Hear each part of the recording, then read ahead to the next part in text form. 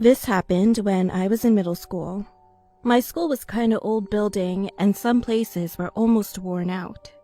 The school had 3 main bathrooms. 2 were pretty maintained, but the last one was different. It was separated from most of the other buildings. The floor was always dirty, and there were 6 stalls, but only 3 had doors, and even those doors were all broken up. I hated ever going there. Well, not just me. All the girls hated that gross place. Anyway, one day, while I was in the classroom chatting with my friends, I had to use the bathroom so bad. Unfortunately, that gross bathroom was the closest, and furthermore, I didn't want to try my luck to endure it. So I went inside, and I could say that it was the grossest smell I've ever smelled. I entered the last stall, which was much cleaner than the others in a hurry, and had to keep my pants not touching the floor. Afterward, I went to the sink to wash my hands. The inside of the bathroom was silent, and all I could hear was the sound of water running from the faucet. Then I heard tapping sound.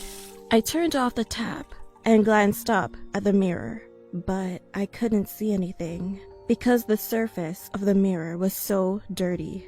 So I looked down, washed my hands, and started to dry them, until I heard a tapping noise again. I grabbed some paper towel and slowly wiped off the mirror. And at that moment, I finally saw it. It was visible. There was a hand that was out of one of the restroom stall, tapping on the surface of the door. Those fingers were pale white and skinny as a bone. However, when I quickly turned around, the fingers were vanished. I couldn't believe what I'd seen, so I just thought myself that let's just wash it and leave it.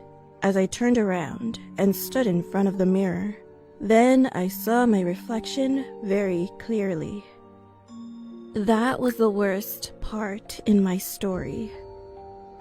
I was smiling at me. The reflection of me was literally smiling with mouth wide open. I couldn't move.